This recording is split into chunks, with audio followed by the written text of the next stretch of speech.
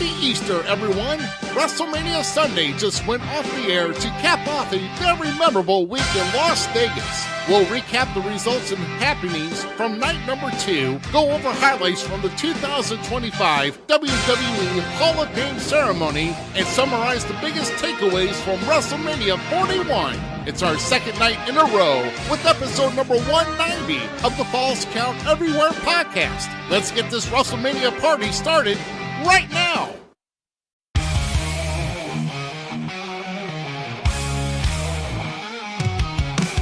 Welcome to the show. Buckle up tight. Rough-cut Rick Ruby in the spotlight. Shell City Mouse fans breaking it down. Best wrestlers podcast in this town. Blood and sweat in every word. Echoes of the ring, haven't you heard?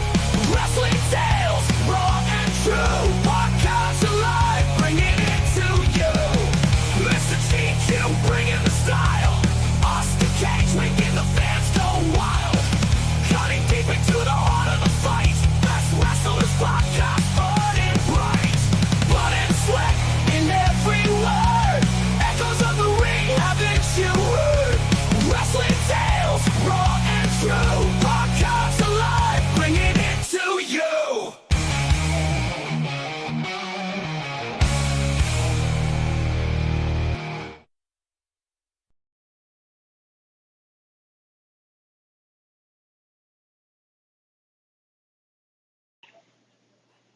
Hey, everybody. WrestleMania 41's in the books, and some people are happy and some are not, but either way, we're going to talk about it all. It is episode number 190 of the Falls Count Everywhere podcast, and we are live for 2 nights in a row. And of course, we are all here, ready and here to talk about it. Of course, I am Rough Cut Rick Ruby here, top left, the Gem Cedar Mouse Zmiz, also on the top row, and of course, down at the bottom is the Dirty Heel Austin Cage, who gets that seat deservedly for talking his garbage yesterday and being mean. So, life goes on, so do we.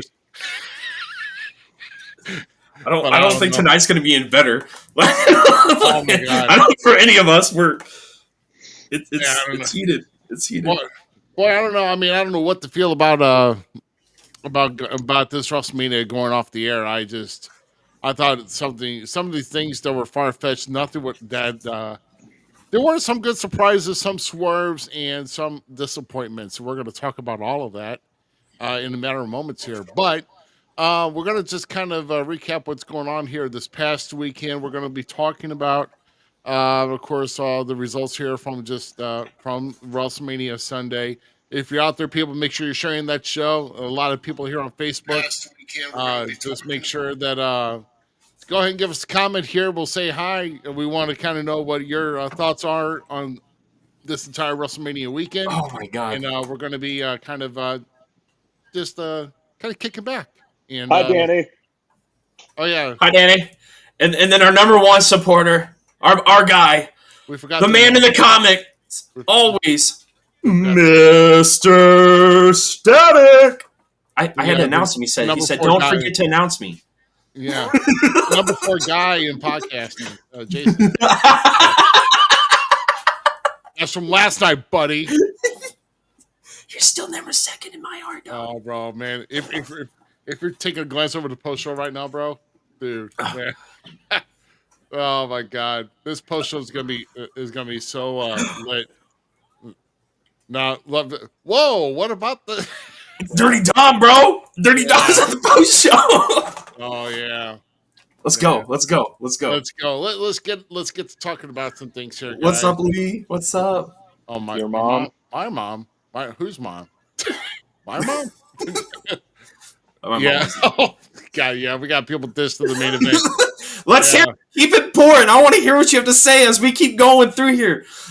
Just let us know, guys. So, but no, keep racking them in, guys, and we appreciate everybody getting in here. Everybody here on X, you can comment here on X. We will be able to see your comments, man. We want to know your thoughts and everything else here on WrestleMania, the entire weekend. And of course, this is happening with us here In 4 weeks, less than 4 weeks, SICW FanFest 3. I took down the poster with all the superstars because we had new ones announced, and I'll have another one next week when we have our featured guest that we will have here next week, because we will actually have a guest and we'll be talking. I think it's Dean Mercer. I've got so much going on here. I got to look at my date books again and kind of see where I'm at. But that's in. We're gonna have our simulcast in less than 4 weeks. Dirty Heel Austin Cage will be there. GQ should be floating around as well, and of course, me and Zmiz will be holding everything down. And hopefully, yeah, definitely got to keep Z. Put a sandbag on Z so he doesn't float like a feather when he gets around some trees. So. Oh, bro! Well, you said GQ floating around. That's what I was waiting for. If you make the comment of GQ actually floating. Oh no! See, GQ's that kid at heart when he sees all of his like favorite wrestlers and stuff. Why? There's no airport. Hey, hey, don't do that to him. Don't do that. I mean, we're not about a half mile from the airport. We'll be half mile from the airport. Oh no! I love that. That's funny. That's funny right there. We are a half mile from the airport here, so you never know what's going to happen. Danny, I agree. A lot. Oh shit. So yeah, so that's what we got going on here. But what we're going to talk about here, and we didn't really talk much about this last night because it did happen Friday night with the WWE Hall of Fame. Kind of doing some recapping here on that, and kind of giving our thoughts here, guys.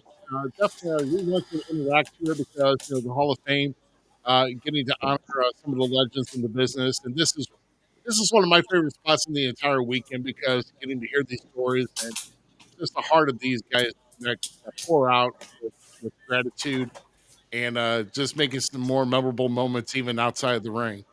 One of them, of course, is the Total Package. Lex Luger getting inducted this weekend.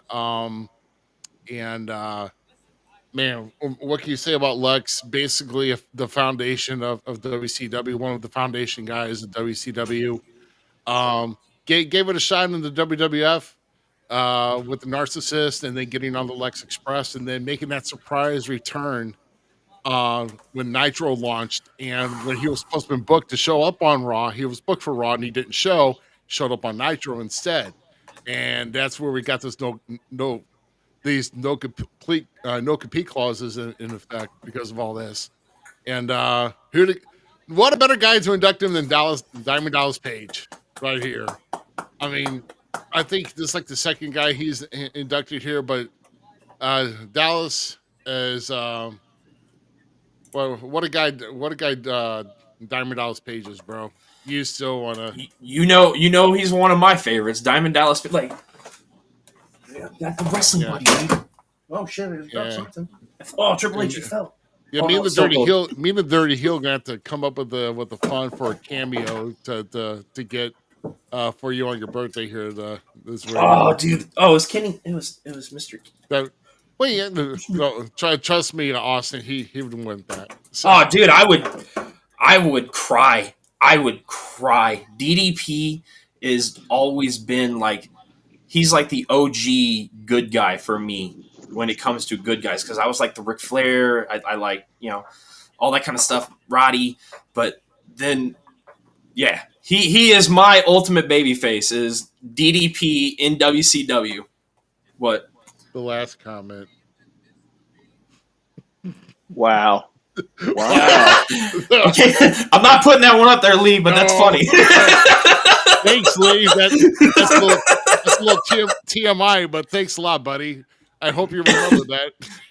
Dude, Lee and I were passing back and forth, not before we go on here. We're passing back and forth. No, we're about the show tonight and stuff. We're snapping back and forth and talking and stuff. And like I miss watching PLEs and pay-per-views with him because like he would make some of the funniest, dumbest things. One of the reasons I hate Jeff Hardy is actually his fault. Like, It is 100% Lee Johnson's fault that I dislike Jeff Hardy. But it's not a bad thing. No. Hey, but that's not a bad thing. That's a good thing. That shit was underrated from DDP. I know we're supposed to be talking about Lex Luger right now, but I also agree with you. Luger was one of the founding pillars of WCW. That's one of the biggest. I didn't get to listen to this, but this makes me happy because hey, Moose, take his finisher move. He's done. He doesn't need it. He'll be more than glad to let you have it. I mean, bro, get permission. It would be sick for you. Lex was the shit with the torture rack, man. When he got Big Show. When I saw him in Vegas last August, he was a very gracious guy, even with the little short conversation I've had with him. Like, he's a very gracious guy. So, move. That's terrible that you actually know what I'm talking about. Why? Yeah. I was kind of upset though when they introduced DDP. They didn't show his video package, where he came to WWE and he had his face all like, "Oh yeah, it's me, it's DDP." That was great. I still like the. Oh boy, never mind. Two of my favorites. I just looked up at the screen for the post show. I had to go heat up some more food there, Austin. So. Uh-huh. Well, they said Lex was supposed to walk further than he did, but he said he had like an accident earlier in the day in his hotel room or something, so all he could do was stand up instead of walk. Nah, dude, it's cool to see him that far and that close. Like, Lex is awesome when it comes to this. I hope to see him go farther, but better than what it was. Thing. Yeah. I mean, it's about time that Lex goes into the Hall of Fame. That's all I'm saying. Yeah, two-time WCW champion. I mean, aligned with the Horsemen after getting in. I mean, just NWO. Yeah, NWO. Was he both? And no, he was Wolfpack. Yeah, he was both. Yep. And then, and then of course we don't want to talk about the controversial stuff that happened after that, but we want to remember the best things about what Lex had contributed to the business, and it's a good thing that he's getting his flowers here. So awesome. I was I understood why DDP did it, but I was kind of upset that Sting didn't induct him either. Well, there's logistics supposedly, so. But the next in person, this one frustrates me. This kind of irritates me that the internet community was like, does she really deserve to go in? Michelle McCool 100% goes into the Hall of Fame. She was part of that group of women that kept wrestling for females going in a time when it was about the sex appeal. And don't get me wrong, there's women today that are wrestling that I'm just like, yes. Right, of course. And you're going to have that effect on people, but when you can mix that with the skill and you can really show and versatile all of it, Michelle McCool 100%, if she was able to come back in her prime, would make it and hold her own in arguably the greatest time in professional wrestling for women right now. She's one of those women. Yep. Now, let's face it, her Styles Clash was not the best, just saying, but I mean, she's still dope. She was still dope. Don't even try to play. But she was the one that actually put put more legitimacy into the athletics. 100%. Her and Beth's matches to the divas, and that was what she did. Her and Beth Phoenix facing each other. What? Yeah. No, both those women she deserves to be there 100%. 100%. Yeah, so, and I'm just going to tell you guys, there's a reason why the WWE inducts the people that they do into the Hall of Fame, and Michelle McCool has got a very awesome story in how she got in and how she was actually dared to submit her stuff to the Diva Search. Yeah. And then she got in on her life changed all because of a dare. I mean, you guys just got to sit and listen to the story, okay? Don't She's sit cool, there and bro. bash it unless you. It's like, you don't know what inside. You can't bash a book until you open the book and read it. So, she's part of my favorite women's tag team, Lay Cool. Oh, okay. Yeah, So I'm not gonna lie. absolutely. I kind of would have preferred if they both could have went together in. I'm not gonna lie about that, but Layla herself even deserves to go in by herself. So those women held together a division like legitimately when it was just all about sex appeal. And they're trying to break away from that and get out of that. Victoria, Beth Phoenix, Natalya. That's why Natalya's still a GOAT to me. I don't care what anyone says. Did she kind of fade off a little bit? 100%. But she's still a GOAT. Like, she's one of the chicks that have been there trying to change the game for women, and it's awesome. I'm glad she's there. Well, she changed a man's life by the way she threw a football too.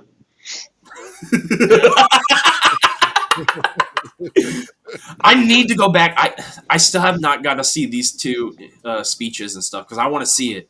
I want to see it. I like this vulnerable, Undertaker. I like because I think Triple H said in a podcast or an interview this past week about like the old wrestlers that are getting mad at the younger guys for breaking the fourth wall in professional wrestling. Yeah. But now they're all sitting there on on these podcasts and breaking the fourth wall like constantly. But Taker deserves it. Yeah, he waited that long. There's still a conversation. Now, hold on a second. There's still that's a conversation on one for another day, and I'm not going to put it out publicly for that because some people give way too much stuff away. I'm one of the old school guys. And you guys just, I mean, it just feels like everybody's just shooting their freaking arrows and people are just putting the shields down. They don't freaking care, and I'm getting a little bit tired of that. Okay, well, you better have me on for that conversation. Oh, hey. Yeah, no problem. I mean, I don't know how we're going to do this because, I mean... I'm actually... Dude, now I'm ready for it. Let's go. But Taker here, though, I like... Though I'm just saying, listen to the Taker speech, and I mean, just the way he just slides in his jokes, and just the way he delivers them. Man, I'm telling you what, these guys... He's I like how he did this. I like how he did this when he's telling that joke. He's like... Yeah, he looks back. No, bro, you got to see this. I'm telling you.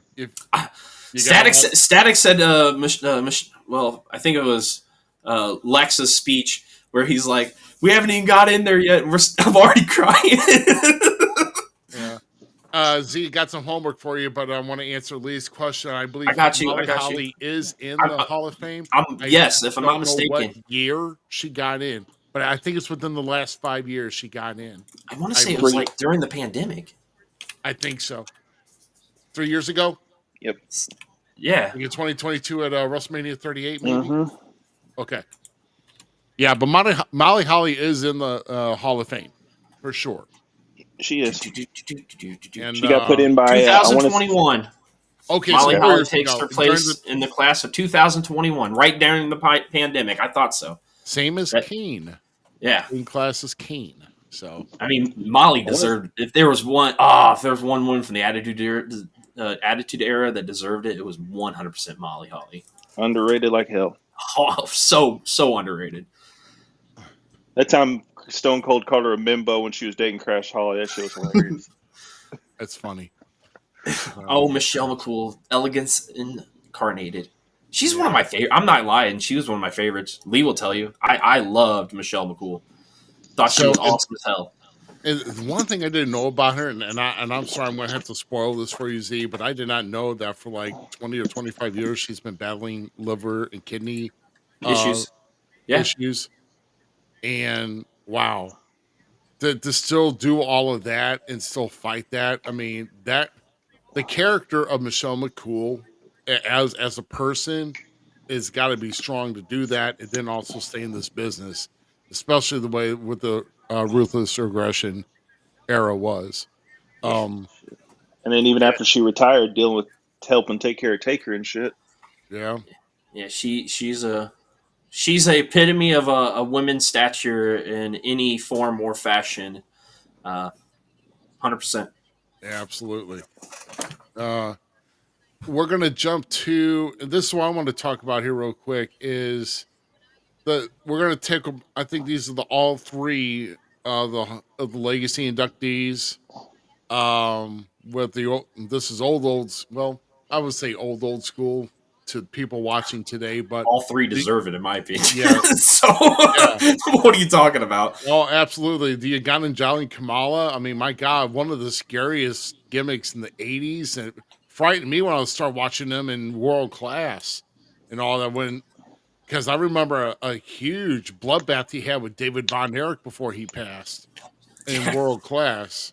Kamala was a great character, and a hell of a good big man. Actually, he doesn't get the respect that he deserves as a big man. But and I'll tell you what, the whole fourth wall video clip we saw of like the Mean Gene outtakes. Have you seen all those with him reading No, the I paper? missed all. I saw Ivan Koloff's, but then I haven't seen the rest. Yeah. No, I'm the same. There's a clip. There's like a promo like video package clips of bloopers like from like '84 and You got to send Kamala. me that. If you find that, you got to send that to me. Oh I'll look yeah, for it yeah, myself. yeah. Because Kamala is definitely one of my favorites. Like he's a fig that I would like to have.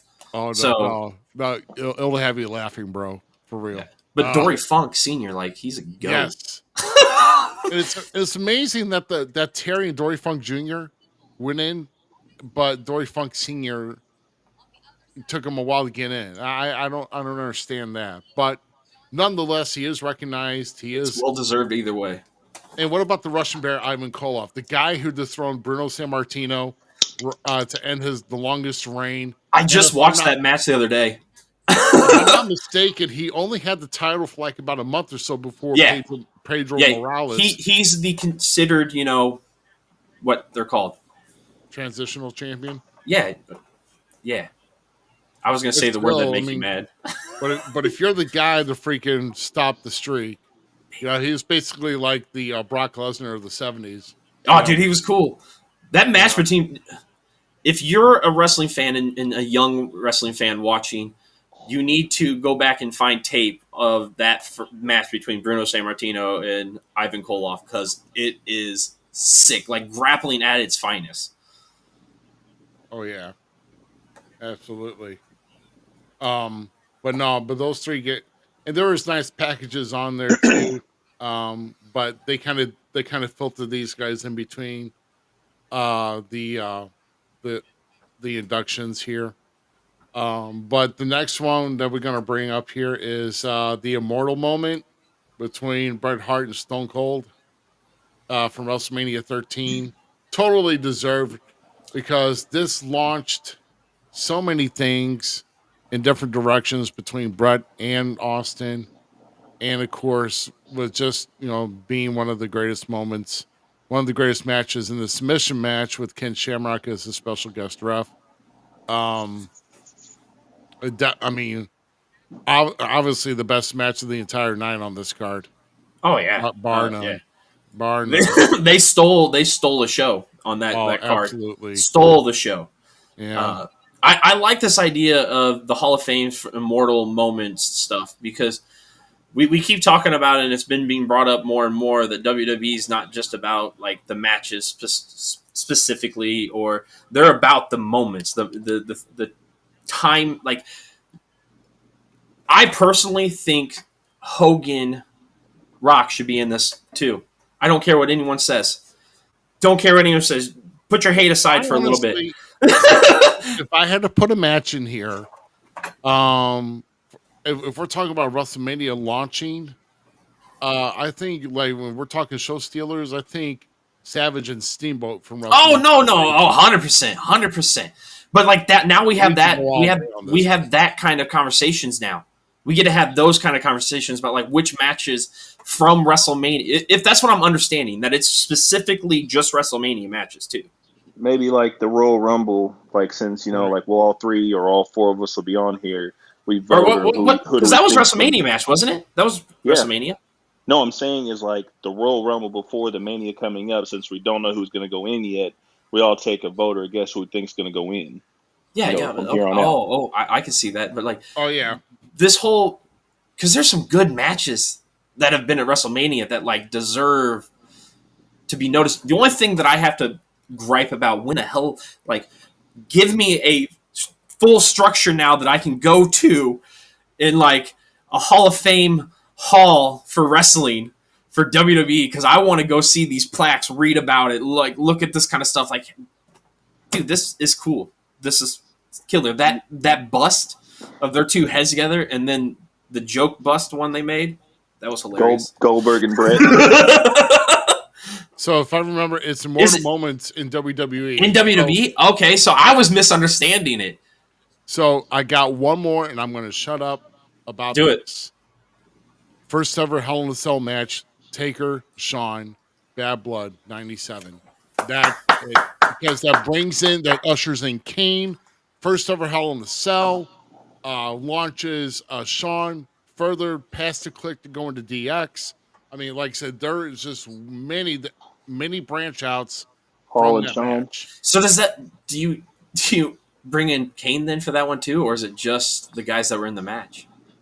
Kane's Well, no, it's the technically. guys that were in the match. But I mean, Kane can be like, I guess, I mean, it's whoever was facing off in the match, which was Taker and Sean. But like, say for instance, here, okay, Shamrock was the special guest ref. Where's Shamrock's involvement?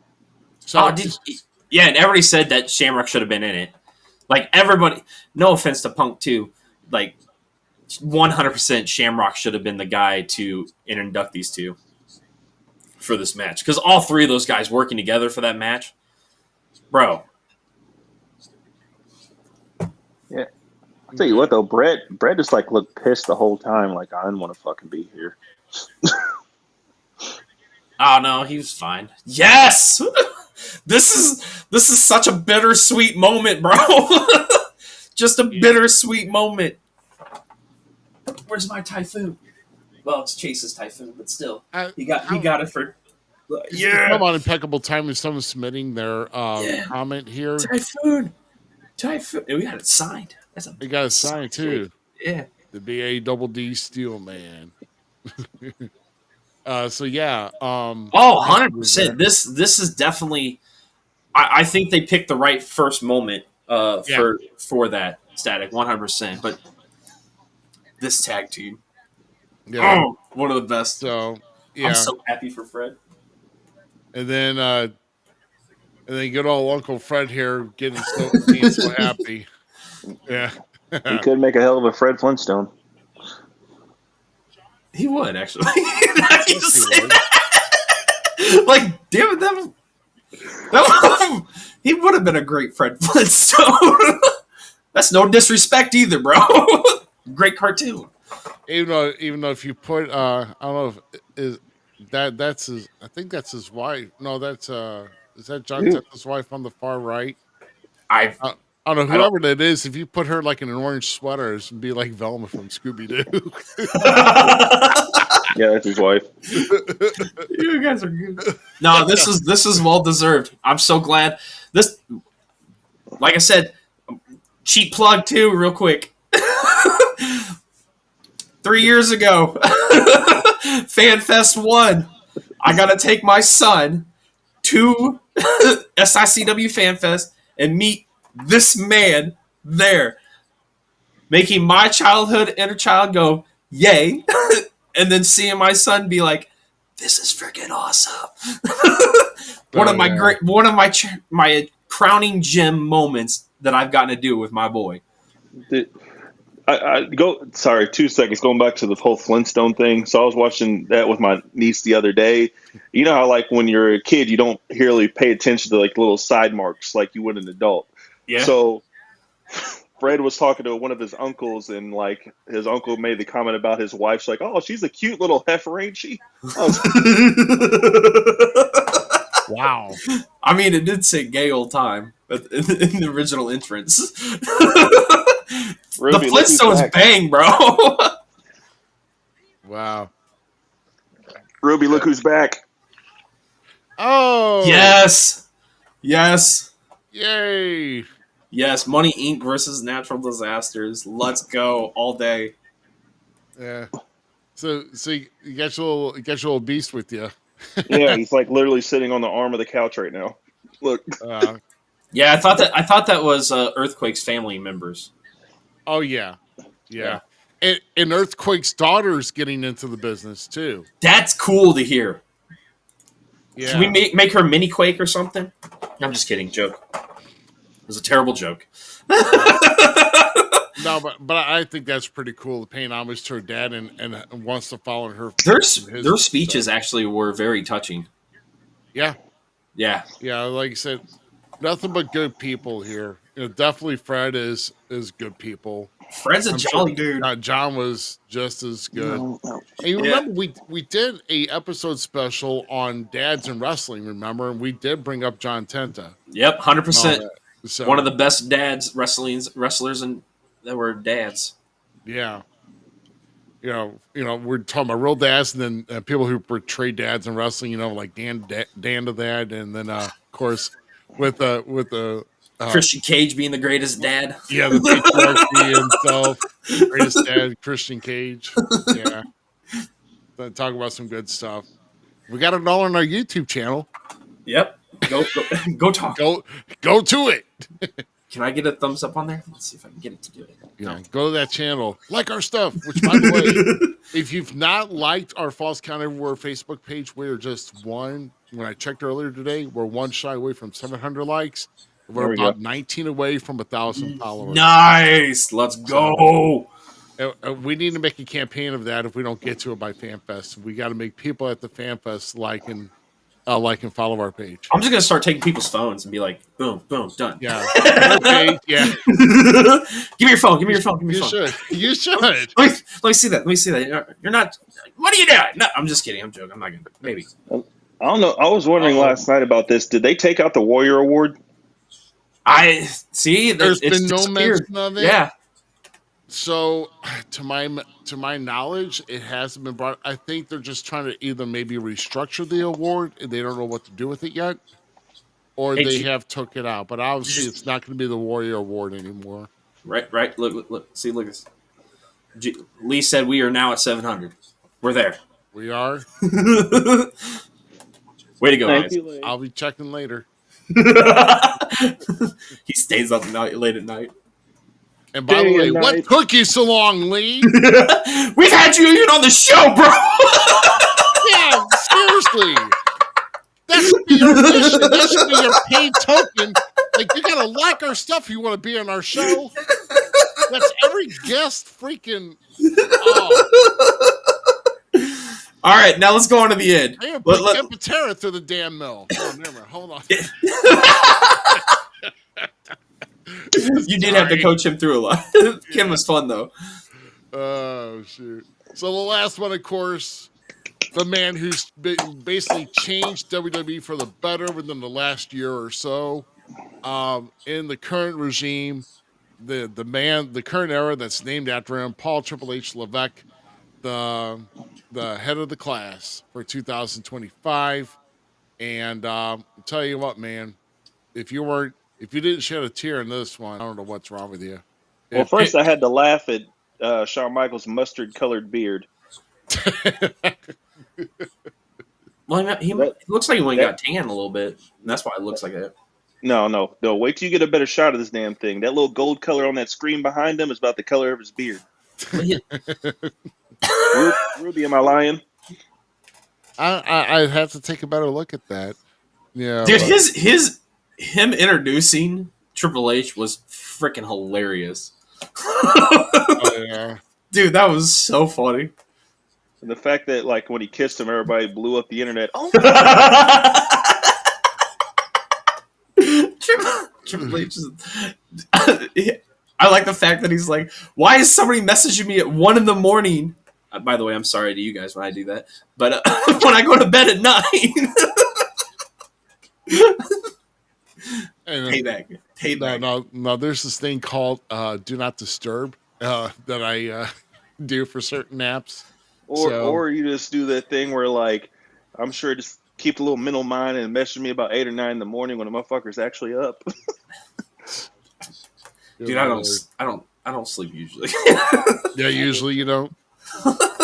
Oh man, but no, you're like CM Punk with them red ass eyes. Oh, good Lord. Yeah, but what's some great storytelling in regards to paying homage to Triple H and Shawn Michaels, and of course Triple H coming up. I think giving a click. I forgot who was giving the click to. I think it might have been Road Dogg, but some of the stories that Triple H had. The one where Shawn Michaels, before we can move on, the one story that Shawn Michaels goes, I'm going to tell this story, but unfortunately it just buries kid.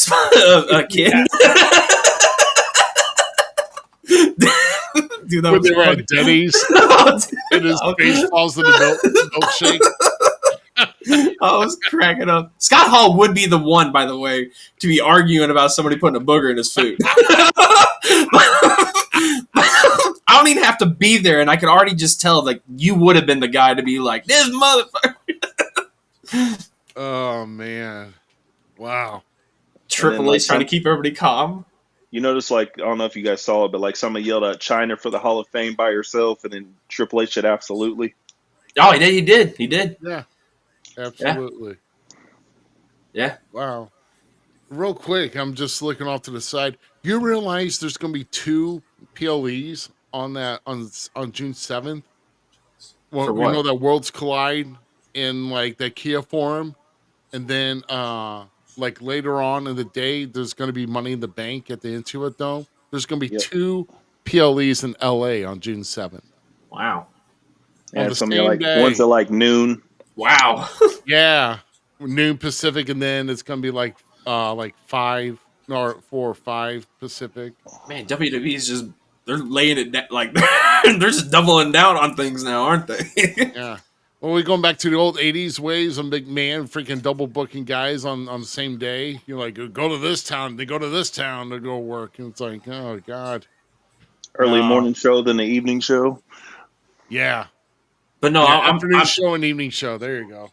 I'm happy to see Triple H go in. I had some realization moments about listening to this. I'm not gonna lie, man. Yeah. This one hit home because he is legitimately one of the reasons I continued to be a wrestling fan. So Triple H is one of the greats in my opinion. Oh yeah. I'm just glad he basically said, fuck what everybody else is thinking. He's got to mention Vince. Well, yeah, I understand when he's saying it's complicated. Like it is. Like he's family. The stuff was bad. Let's let it go. I mean, it's complicated. What isn't complicated about Vince McMahon, guys? I mean, especially with everything else that just came out. I mean, it's complicated. let's be honest. I mean, yeah, it's going to be complicated, but he wouldn't be here without him. I mean, this business is moving, and just the way that the talent, the booking of the talent, and the stories that are being told, and let's not mention about the whole deals of working with other promotions. Like, come on, no Pro Wrestling Noah. We just signed. They just signed AAA the other day. They're working with TNA Wrestling. I mean, bro, McMahon would have never thought to do that ever. Triple H, I'm telling you right now, I've said it before and I'll keep saying it, and I'm legitimately watching proof of it being done right in front of us. Okay? The independents never truly died. Vince just snuffed them out.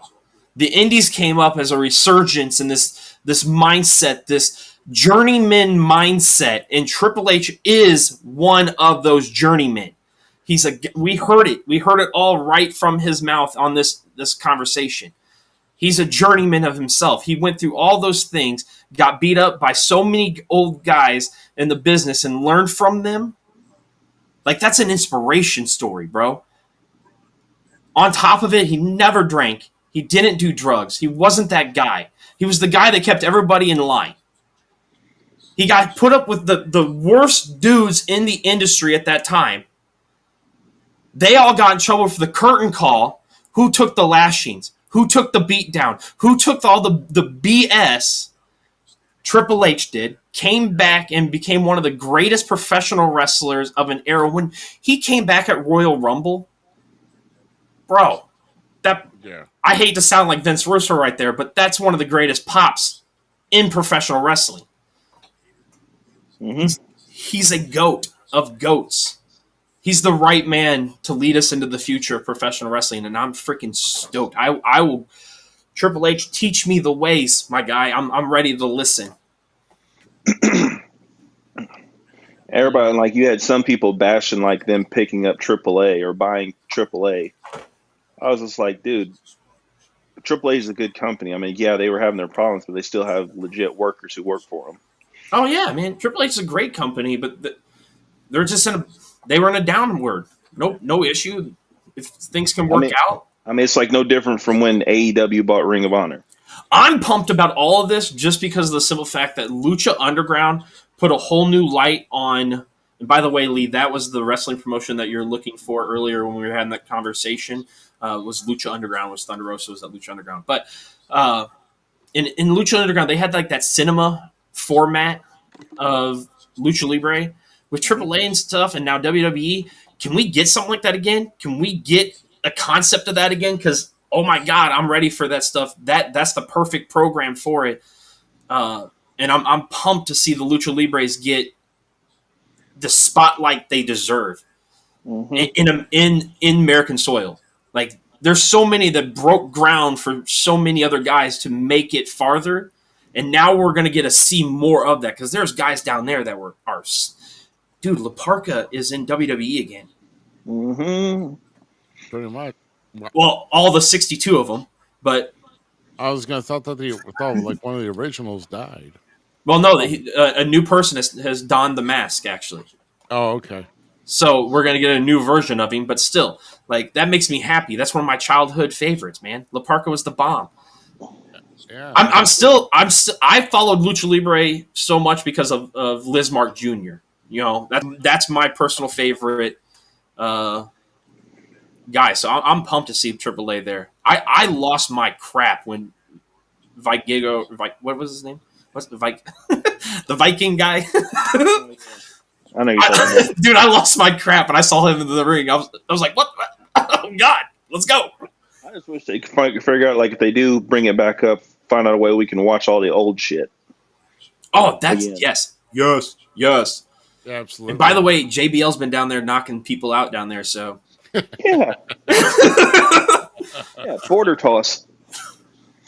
Yeah. dude, I want him to come in so bad and be El Grande's manager. so bad. That'd be funny. So him and Ray are best friends, bro. Who better to bring in? And then I know this is gonna be controversial, and I'm okay with it, but there's a certain wrestler down there that JBL is very fond of in AAA that I would love to see back on the main roster. JBL, American Alpha, and freaking El Grande under the same tutelage of JBL. Yes. Dude, that is a mixture for greatness. Oh, shit. Yeah. I hate to say it. Yes. Grande Americana started Lucha Libre. This story makes more sense now. Like, it truly does. I don't care what anyone says. People are crapping up, like, are mad about it in some sense, but, like, this is gonna bang. This is gonna be the greatest thing for Lucha Libre in a long time, I think. Especially on the main roster scene. I think so too. But yeah, so like I said, go back and watch the entire if you missed any part of it, go back and watch it because I'm telling you right now, great stories. And if you wonder why people are in the WWE Hall of Fame, there's reasons this year. You just gotta listen to them. There's good stories. That's all I gotta say. Yeah. Oh, dude, the fact that they shot at Mike Tyson was hilarious. Yeah. If you don't like anything we're saying, you all need Jesus. Moving on. Let's. Did I just say? Am I showing this one? Hold on. We're seeing EO holding the championship, bro. Oh, great! That you may be seeing it, but I'm not. Why am I not seeing it? Hold on a second. You're not cool, I guess. No. Oh no! There's actually people calling for this should have been the main event, just so you know. Yeah. It was a great match. It was fun. I don't know why. I can't see any of my slides, guys. Hold on. So I'm going to actually have to do something here real quick. So, y'all are going to get mad. I don't give a damn. See, look. Oh, hey. Nice. No slides. Wait, I can't see slides. Okay, yay. Can you see it now? I can see it now. Can you see it now? Yeah. I think I'm getting... Can you see it? I think I'm getting Pornhub adware on my computer again. Whoa. I'm joking, by the way. Too much. Yeah. It was in that secret stash. So what about this match here? I am so happy that this went down like this. Yes. I mean, seriously. The right person won. Mm-hmm. Yeah, right person did win. I mean, all three of them were just hitting on everything without missing a beat. Uh, really good falses in the match. I mean, we thought it could have gone it could have gone one way or the other a few times, but I just love the when Bianca hit the KOD on Rhea, and then In while the she was pin. and during the pin, EO freaking hits the Moonsault. Empress of the Sky, splashes around Bianca, rolls Rhea out of the way, and pins her. So All I gotta say is poor Rhea with the hair whip. Oh, oh god, I hate that. I'll just make it clap. I love it. Oh my god. It's a great aspect of her character. These women right here nailed it for an opener.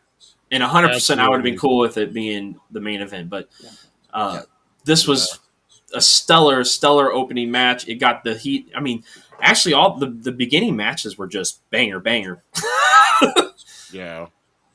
As much as I can't stand her, I still think the worst hair whip was Sasha Banks. Oh, yeah. Why do we gotta bring her up? Why? Because she's not unfortunately, there's people that like her. So respectfully, part of wrestling. Yeah, I don't know. Well, she got her ass kicked, Ruby, during it, so it's actually a good thing. Yeah, I mean, she lost. It's not like I was giving her credit. Yeah, she's part of history. She got her papers, and then she was history. So there, she's part of history. But this is actually the first WrestleMania that Bianca took a loss, and she actually took the pin. And she's feeling it right here, bro. She is not. I'm curious to see where the storyline goes now between the three ladies.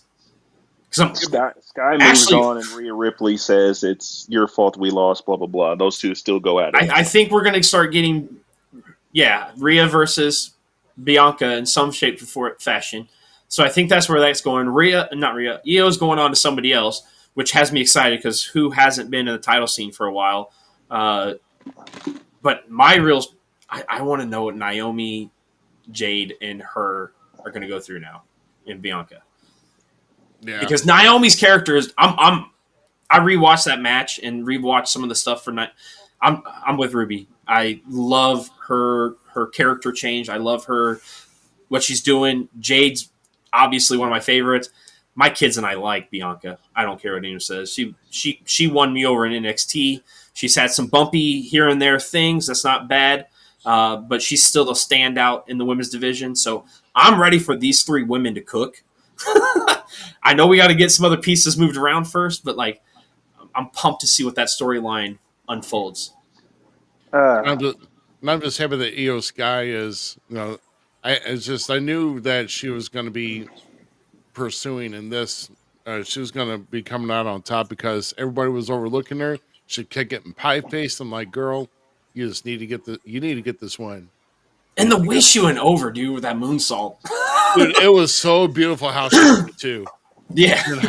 And then how Rhea kind of wedged her way out from not being pinned, and Bianca took the pin. So it was beautiful.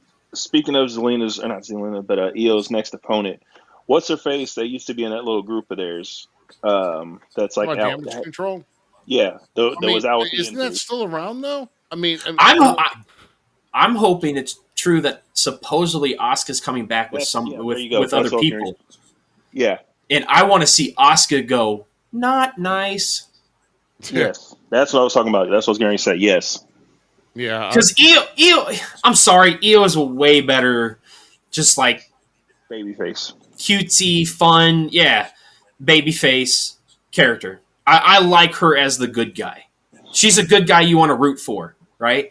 And it helped too with the two women in here making her that way because it's been a long time since I was like, I'm rooting for the good guy. Because that's how it was. Io, they made me I wanted Io to win. I picked Io to win. Now you bring Asuka in so that we can get some of that real good, Stardom action where Asuka, Gloria, Kairi Sane tear the houses down. Well, I like how at the start of the match, they both went to push her out of the way. I guess she caught both their hands, and then did her little And dude, this match played out so well. Yep, great match. Start out. Yeah. Second match. So the Sin City Street Fight. We're gonna Oh, show a few oh, things here. oh, they're assholes. This is a spot of the match here where Drew grabbed his phone from his brother at ringside and taken a photo, and then proceeds to tweet this photo. Drew is the biggest menace of professional wrestling. The thing is said bored at work, you know. The caption for this was still bored at work. Oh, Dude, God. I tagged Zach and I was like, yes, there it is. I swear it wasn't even like 5 minutes after that spot either, and it was posted. Oh, I was already looking for it. If you would have noticed on We Talk Wrestling, I already had it posted over there too. I found it from another group. I was like, yes. Oh, Oh, dude. I think he's talking about this one right here. Look like he When the Taco Bell be hitting. Bro, I got 3 words for you. When it comes to Taco Bell, that's not Mexican. I don't even know if that's food. I work mean, for a place that's based out of Mexico. I know Mexican food. That ain't Mexican. Dude, I need Drew to stop doing that spot on the damn steps where like he basically takes the bump himself and him. Oh my Yeah. God. Yeah, absolutely. Yeah, I mean that was tough. But then the finish of the match with him, Brutal finish. the Claymore. Here's my issue with this. Can we clarify something when it comes to, like, the street fight? Like, is that usually just stacked around the ring? I thought street fights were more like. I felt like not false count everywhere. It's I usually, understand. No. I understand that it has to end in the ring, but like this needed more movement, in my opinion. Does that make sense? If we look we're talking about street fights, talking about Austin and KO 3 years ago when they were fighting all around AT&T Stadium. So I mean, they were all over the place. I was really hoping these two great match. Don't get me wrong. I'm not crapping on the match. So everything that they did in the performance and the ending, clearly we were right again. Drew got the win, but sick way for Priest to go out. Like he looked super strong because that was killer. The Claymore to the freaking head in the chair, like perfect spot. Okay. Yeah, but these I was really hoping these two were going to go a little bit harder. Like it was hard, but like. Well, 2 things. Number one, the referee in this match I would have got knocked out because I know the guy. He lives in my hometown, Ruby. he ripped ass during this match, by the way. He probably did. and 2, I think the reason why they didn't do as much out like they did Austin them is because Austin wasn't taking all those bumps and shit. So that's why all this stuff stuck to there. Austin could just work around his environment. So I think that's probably no. I'm like I said, I'm not actually complaining about the match per se, right? I'm not. The guys did great. I can't be like, oh, that was not fun because I enjoyed it. I was just hoping for a little, like, it's Drew McIntyre and Damian Priest. I was hoping for a little bit more of a... Go back and watch Priest's ROH stuff. That guy was firing down there. The stuff that he was like... So we know there's that extra gear. I didn't feel like we had the extra gear fully locked in. Because I agree with Lee. Like, what are we doing with Damian? I love the match. But what are we doing with Damian? Where are we going with him? He made himself a great champion, not just a few months ago. You know what I'm saying? So.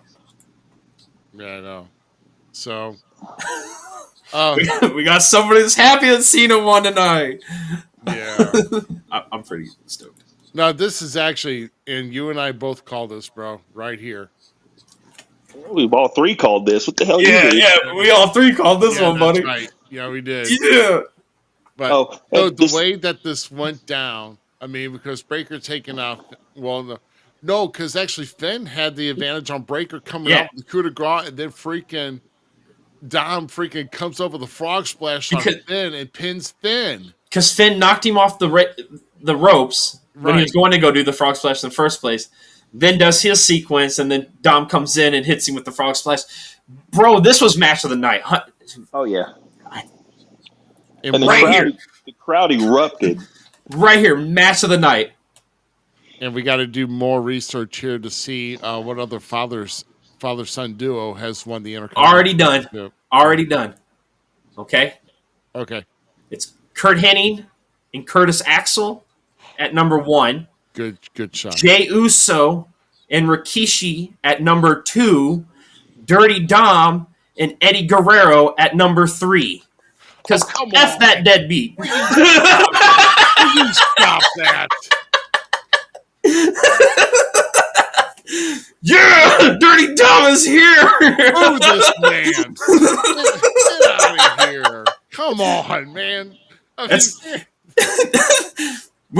That needs to be sent to Dom now. Like, use that. Because there was at least like one kid out there so disappointed. I wish they would have got the close up of a shitty kid's face, like how when Miz won the title or something like that. Because that would have been great.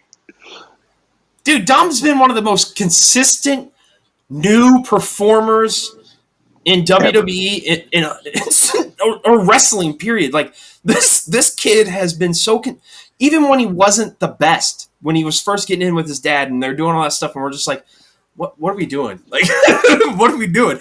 And now we're so many years in now, and we're sitting here like, this kid's the dude, man. Like. We are going to be talking about Dominic Mysterio for years to come because you're looking at the future of WWE. You're looking at the future of sports entertainment. You're looking at the future of professional wrestling right there in Dominic Mysterio. Oh yeah. But also, can we start taking donations from We Talk Wrestling fans because we need one for Carlito's funeral. Carlito just keeps dying.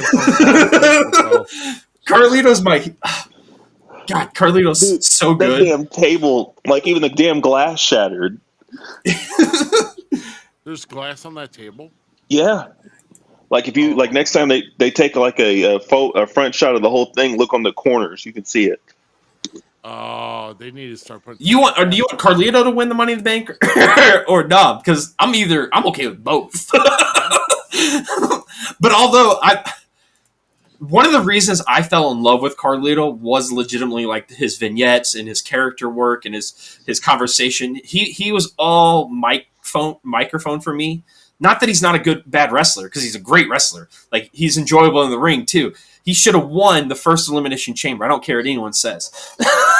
It should have been Carlito. But that's the one he took that super RKO from. Oh, bro, he took that massive RKO, yeah. But yeah, him and Dom together are like the perfect Dom, Liv, Raquel, and Carlito are the perfect combination of just deviousness, humor, and pure skill. I like these 4 people together. Like, I want more, and I'm ready for what we get to see. Yeah, Carlito would die in the process. Yeah, so I'm so disrespectful. This is a lot So of disrespectful. a lot that's happened this week and is shaping up to be an interesting Raw tomorrow. So, but Dirty Dom. But now we're moving on to Randy Orton's secret opponent. Dude, if they don't chant Dirty Dom's name tomorrow night, I'm gonna be so sad. But let's go see who Randy believed in. Oh yeah. Oh my god. I don't know who didn't mark. I marked out. I broke. I was not. Why were we not thinking about? Damn it, Joe Hendry. Or as I said to you guys, Joe fucking Hendry. Oh, dude. Kodak over here was like knocked out like he is right now. And I was like, Dude, you should have heard my house. My kids start singing his song and stuff because we have like certain wrestlers have made it on my road playlist. That one that we listen to. Joe Hendry's one of them. Cody Rhodes is another. And then Jack Passion is the third. Oh, Ethan Page is on there too. all ego. So, but no, Joe Hendry coming out, dude. The kids were singing it. We were all like hyped, and my wife's trying to go to bed because she pulled a 12-hour shift last night, and then we went to Easter at 12 today. So she like be running on fumes, and I'm screaming about Joe Hendry. She comes out of the bedroom like, yeah, it was great. It was funny. It was. And by the way, Jason Corson, you need Jesus, my friend. I'm getting mad about this. Speaking of Jason Corson, you say he needs Jesus. Never mind. It's beside the point. He's a goof, dude. The look on Orton's face, the day though. where he's risen anyway, so no, but no. The look on Orton's face was classic. He started doing the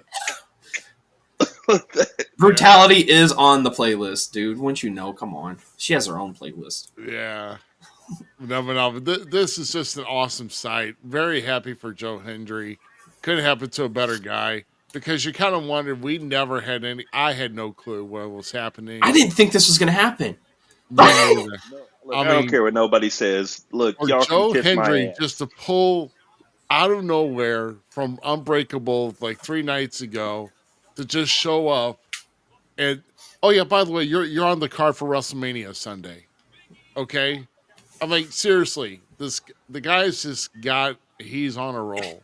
And I don't care what anyone says. Okay, so here's the thing about wrestling that I'm enjoying so much, and I saw it tonight even, is when I'm watching this now, because there's certain people and there's certain ways. Like there's guys coming out of the Performance Center, right? They're coming straight through the WWE now and becoming superstars.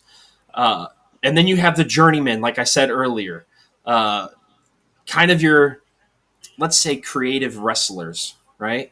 Right. So the fun part about it, and this is why, once again, I'm going to say it again, I'm going to preach it again.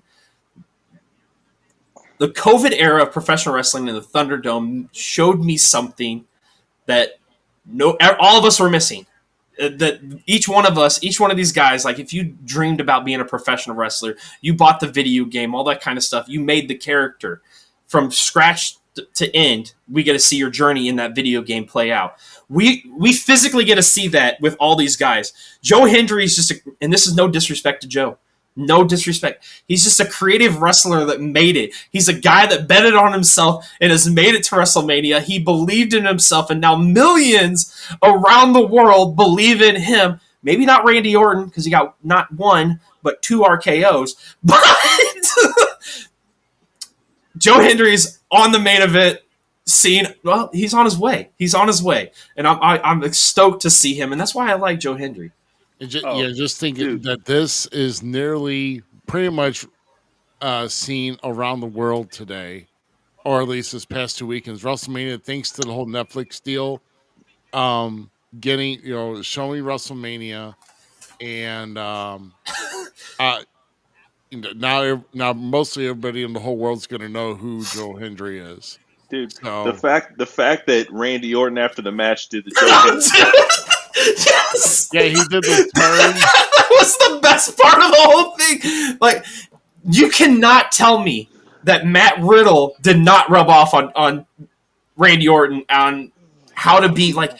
Randy's always been so stiff, and I agree with certain people. This is going out to you, Brian Olsen. Okay, so Brian Olsen of We Talk Wrestling, this goes out to you right here. I agree that Randy Orton was not the best mic guy.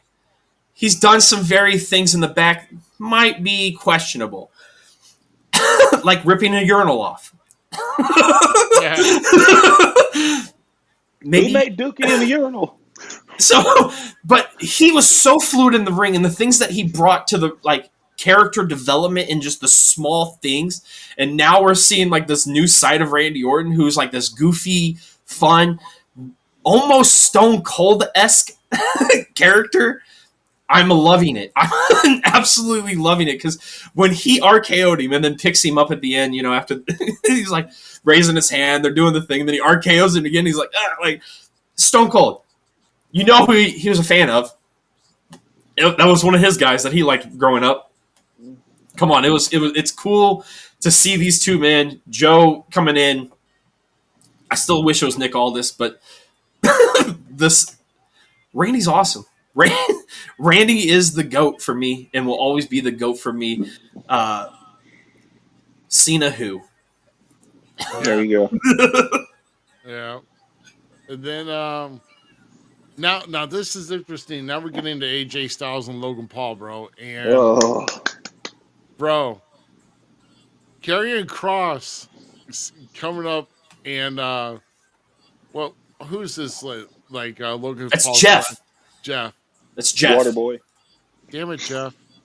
Damn it, Jeff. Another Jeff that sucks. Right. So basically, he grabbed the nuts from Jeff here. Karrion Cross did, and Karrion Cross was trying to hand these off to AJ, saying, "Go ahead and get and knock him out with it. You know, you gotta listen to me. You gotta listen." And does he listen? No. He throws him away, and then he freaking hits Karrion Cross. Bro, Okay. I know where this is going, dude. we need is. You think AJ's gonna be finding the dark side again, or like at least? So, Karrion Cross, I think Karrion Cross is in cahoots with Paul Heyman, Seth Rollins, Drew McIntyre, Kevin Owens, Jey Uso, and The Rock. Good Or Lord. potentially, I'm more off, and it go not off, or it goes a different way, and it's Seth Rollins, Kevin Owens, Drew McIntyre, Karrion Cross, and Triple H, and we're gonna have a power struggle between The Rock and Triple H going forward. I mean, I'm ready. Watch it happen. They need to bring him. Karrion Cross needs to get a larger push, in my opinion. Oh, dude, he's a hidden gem of professional wrestling right now. I mean, he kind of always has been.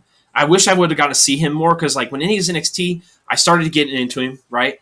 Started to enjoy him. And then, like, they did the Raw stuff, and I'm like, what is that? No, don't do that. I don't like that. And I had to go back to watch, like, his stuff before he got to NXT, and he was great in TNA when he was there, too. I liked him in TNA back in the day. He was killer. So, But for the love of God, please lose the man bun. Good no, Lord. leave him alone just because you don't have hair. Look, he likes his inner Bruce Lee. Leave the man alone. It's cool. Here's a fact. Here's a fact, by the way, confirmed, and I will find it. I posted it on We Talk Wrestling somewhere. Somebody on Twitter, on X, sorry, love you guys, by the way, but on X posted to him or tweeted to him about his hairstyles every time he talks to a wrestler. Watch Karrion Cross's hair when he talks to certain wrestler because it's either in the position that they usually have it. It was in the position of the New Day. It was in the position of Seth, and it's been in the position of now Rollins. So Karrion Cross's way of thinking is so much more out of the box in creativity that it's the littlest things that show this different side of him. Well, in like the last month, like fan wise, he's blown up on X. Dude, yeah. And stuff. So they have to do something eventually. He is firing up right now, and I think it's in good reasons because I truly believe we're going to see a glow up on it here coming forward. But he's part of the story, and I think it's going to be a power struggle. I think we're going to, if you're looking at the things, we're going to get to a point where there's going to be a power struggle between Triple H and The Rock. That's what's about to happen. Watch. Yep. Mark my word right now on it. We're going to have a power struggle. Wouldn't be wrestling without it. Right? Right, yeah. There's a whole bigger storyline being played out. The sports entertainer, the guy that got... Look how this is all going. Triple H is the wrestler. Yep. Triple H is the wrestler, guys. The Rock is the sports entertainer. Travis Scott is hanging out with The Rock. John Cena. Sports entertainers. Now you got Logan Dipshit Paul, a sports entertainer, beating a wrestler. There's a bigger story here that nobody's seen. And I want it to be known right now. Zmiz is the mouth that's saying it right now. Power struggle. Triple H versus The Rock. Let's do it. Let's have these two behemoth men protect both of the things they believe in. Damn. Well, moving on to the WWE Women's Tag Team Title match. So we're all Where I wondering heated about- up my leftovers. if you need to go pee real quick, go ahead. But all because Austin Cage does not like this woman right here. Not at all. Anybody who did like it, you can kiss my ass. But Becky Lynch returns as Lyra Valkyria's partner or secret partner to face for the WWE Women's Tag Championships. I will say though, to get Bayley for Bayley to give up her spot to Becky, and now we think about it. So we got two Irish lasses now who just beat the Judgment Day and that are now the tag team champions. So Becky returns. So this is like a second major pay-per-view or PLE return for Becky and winning the title. Well, the first one being SummerSlam beating Bianca Belair. Cheated. Yeah. And now we got this. She cheated. Mm-hmm. Cheating. She was maced. Cheater. Here's the thing. Becky sucks. Becky Lynch. No. Yes, I agree. I literally posted. I literally posted. I did post a GIF in the We Talk Wrestling chat forum on Messenger that boo this man. But I posted on We Talk Wrestling. WWE doesn't need Becky Lynch, and that's how I feel about it. I'm not mad that she's here. I was a fan of the man gimmick when she first started it. It was fun. It was entertaining. It was different. I hate to say it. I do not feel like she lives up to the hype anymore on it. Lyra, I apologize now. You are excellent in the ring, but you look like a damn goof coming out with those wings. The wrong team. Actually, I know you did. She looked like a damn Digimon.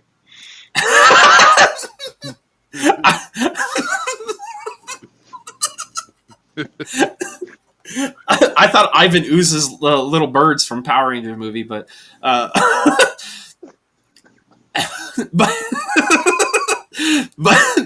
no, this is goofy, man. You put the belt on Dom, and then you take the titles from the Judgment Day, women that like are legitimately elevating the division. Raquel's money, Liv's money. These two aren't. The fans weren't even. It didn't even feel like the fans were there for Becky's return. Really, am I goofed on that? One person who was crying, but that was probably about the only one in the stadium. I mean, let's see what she does. I'm not. Botch. Lyra doesn't even. Becky. I've been Becky did botch, but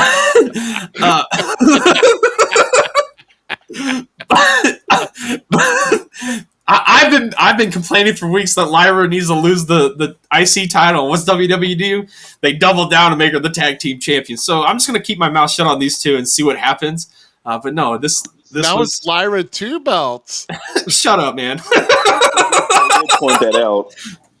Shut up. Lyra 2 Well, belts. see, back when Becky was around at the time, it was on regular TV, so there were commercials and all that shit between. With Netflix, they don't really have commercials anymore. So now I found my new shit or piss break. Yeah. I mean, I'm not saying you're wrong. Just wait till Nia Jax comes back. They do be missing about half. No, bring Nia Jax back. It'd be better than these two. Lyra is the best. I respect that. I respect that, David. I'm glad you enjoy it. I'm not. Once again, what I've said is not a knock on her necessarily, because I find her very enjoyable in the ring. I just don't like the character. That's it. Like, nothing against her. Like watching paint dry. Yeah, I just don't. It's something that's kind of hard to connect for some people. Yeah, I don't get the wings, all that kind of stuff. Can we like? I don't know why we had the Ric Flair woo like throughout the song. Woo! Where did that? Yeah. Hey, whatever, dude. Damn pigeon sounded for like on the sound. I'm one of those people that like. I'm so for people liking who they. I've been a Miz fan for years. So, hey, People used to poop on me all the time. They're like, "You like the Miz?" I'm like, "Yeah, 100%. He's good. You all gonna be saying different things about him in a couple years. Trust me." And look, Some of us like to push our faces, you know. everybody they praise the man. The dude is a good guy. So Lyra can win me over. I'm not against people winning me over. I even complimented Mercedes Monet. I'm gonna bring her up again, just to irritate these two dweebs. Really? We're gonna Yeah, save the date for. We're also, gonna what are you save the doing date every for. Sunday night at 9:00? Yeah, no, we'll just save it for St. Louis, so it's in person, so it's a grade A ass whooping. Right. And I'm bringing stray jackets too. So Yeah, there you go. Whatever. And ether. Bring it. Knock you out. Oh man. Y'all better I mean- be on your best behavior at FanFest 3, boy. Yeah, That's good luck with that. I was good the last two. well, no, I ain't gotta worry about you. Yeah, I'm behaved. I helped set up. I should be telling their GQ this one. I'm real okay. So here's one thing too about this before we move on. I will be okay with this if Lyra turns. And you know what I was thinking? I was thinking that maybe Becky Lynch was going to turn on Lyra. See, I kind of was thinking that too. I was too, and I was like, well, they probably want to. And the thing is, probably they didn't want to do that because they knew what was coming up next. So let's see. You I'm don't here for the ride. Shadow that. Yeah. So I'm here for the ride.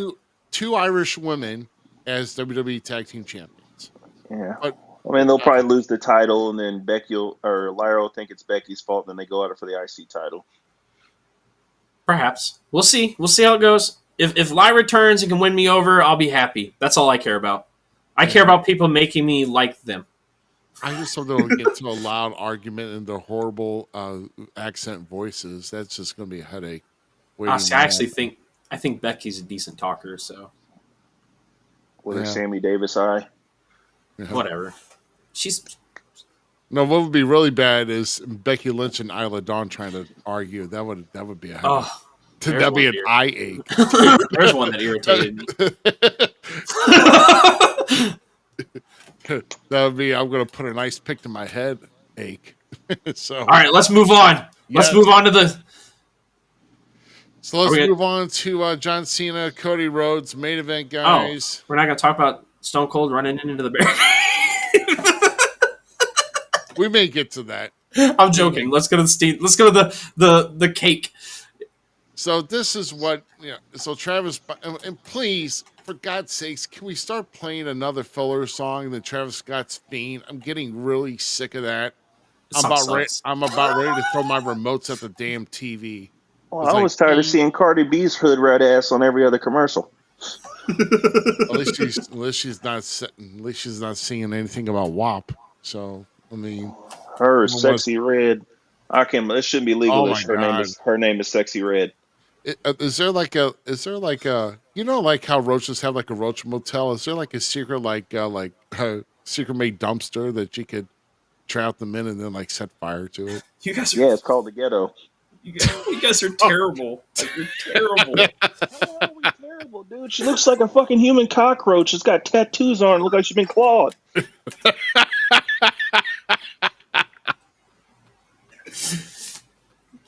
Did you know Randy Orton actually likes them? Like he's really big into female rappers. I think that's cool. I'm all for people having their things, but yeah, Travis is irritating. I think Randy just likes big booty rappers. I think that's all possibly. he likes. That's probably.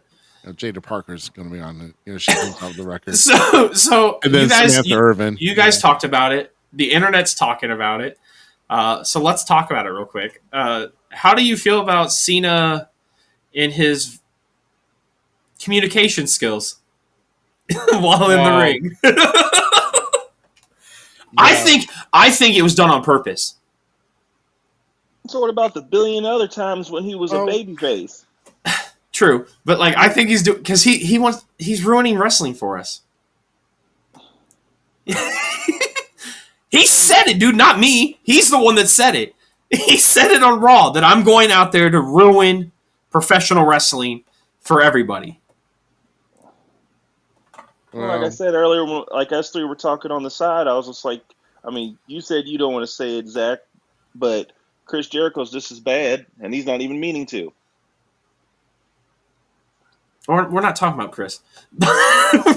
We're talking about this dirtbag that I've been talking about for years being a dirtbag, and now proof in the pudding. Look who's the good guy. It was the guy that was hearing voices, but this is the goof bag.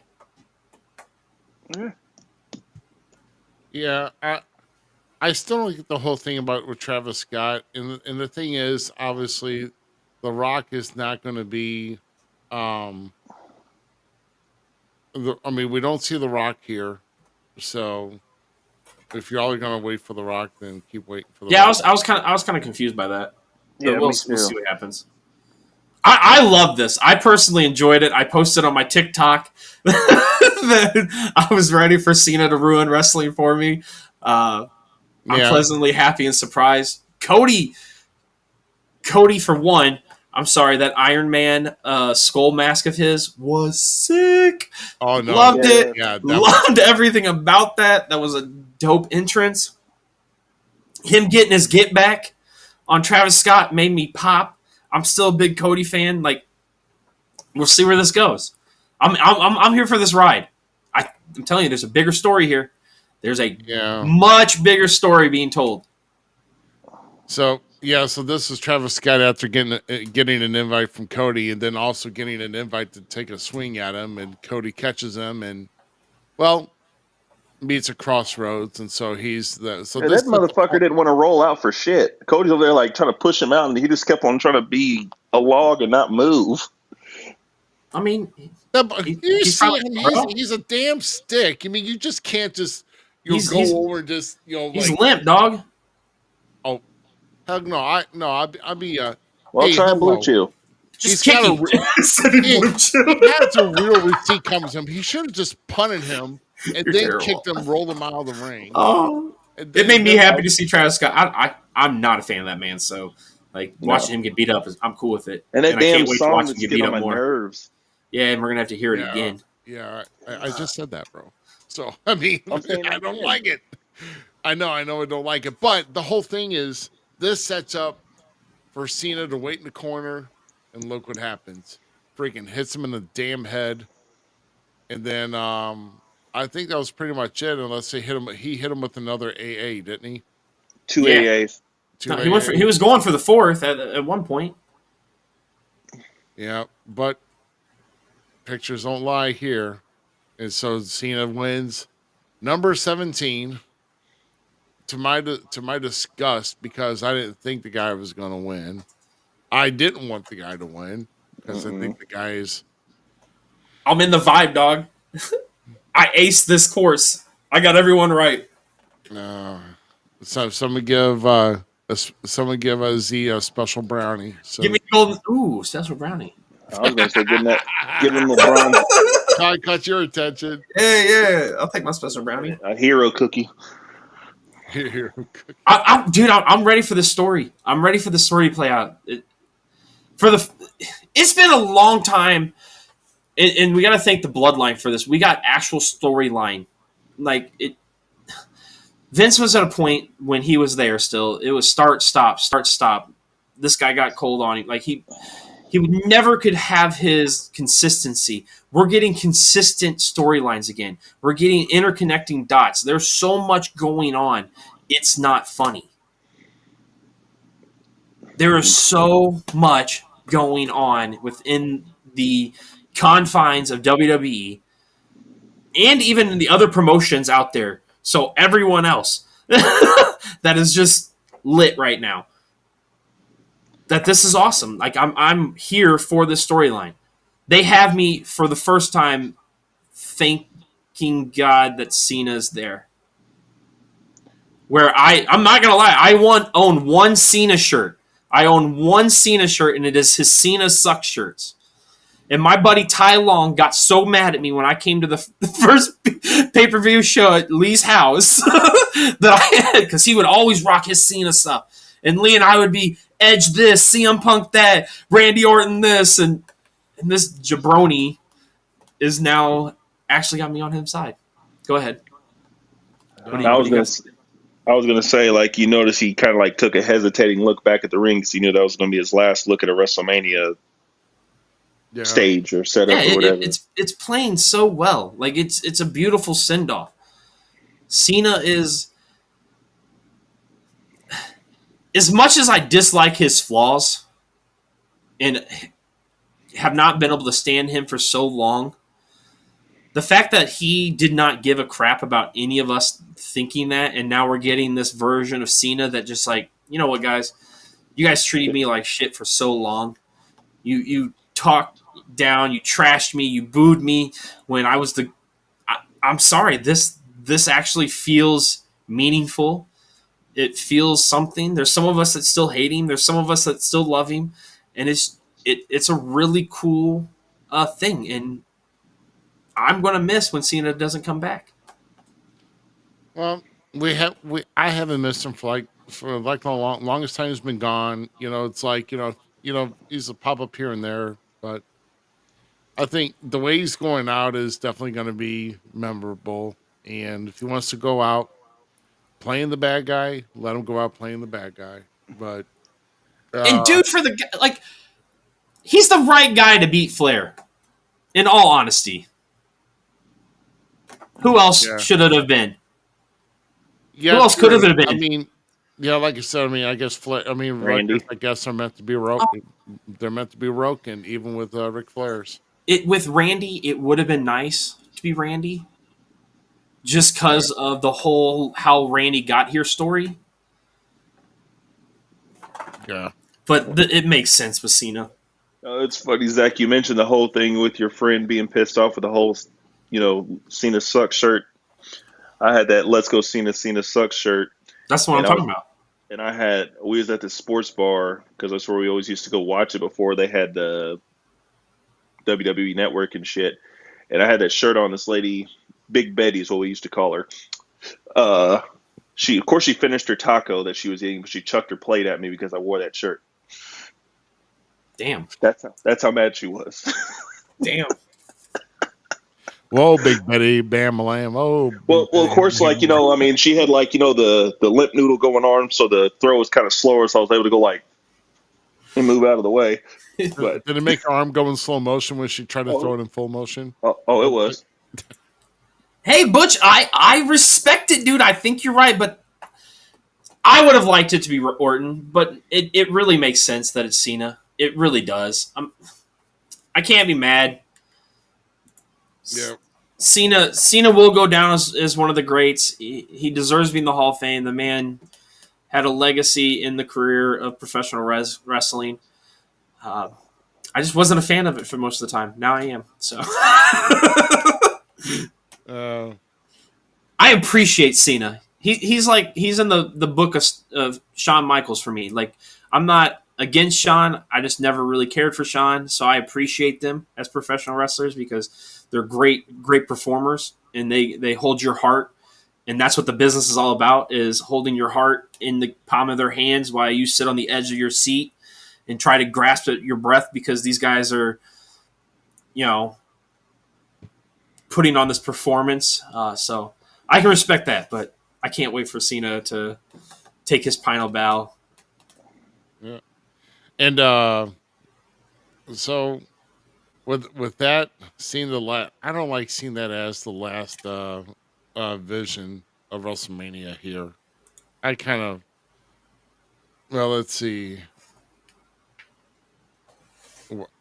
Oh, okay. That would have been cool. Okay. So like I said, I don't like seeing this as the last vision. So I've got one more surprise here for you guys. So how about this? Yes! But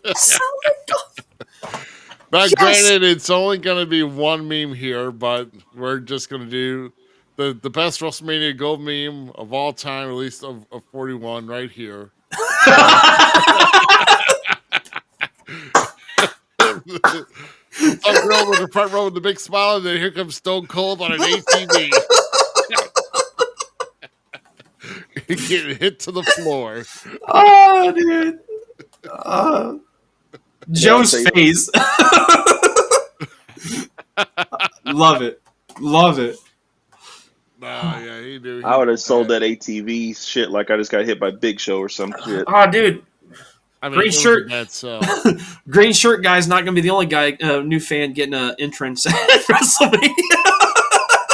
Right. I'll be like, I want tickets to every WrestleMania. Y'all pick for my hotel rooms, my flights, all that shit. No, man.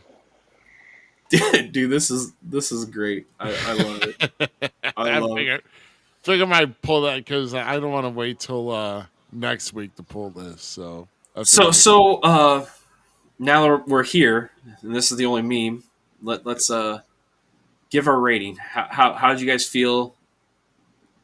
Because I'm a B.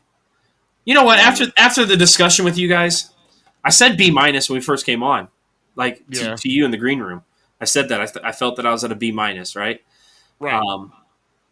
After the conversation and the fun that we had with certain moments and the dislikes, and I think I could solidly say a B. Night one was the better of the two, in my opinion. Right. I firmly stand by that. But I was entertained. It enjoyed me. I enjoyed it. I think if we had more surprise, well, okay. So their definition of surprises. So the best surprise of the night to me, Joe Hendry. Yep. Number one, no doubt. Becky Lynch.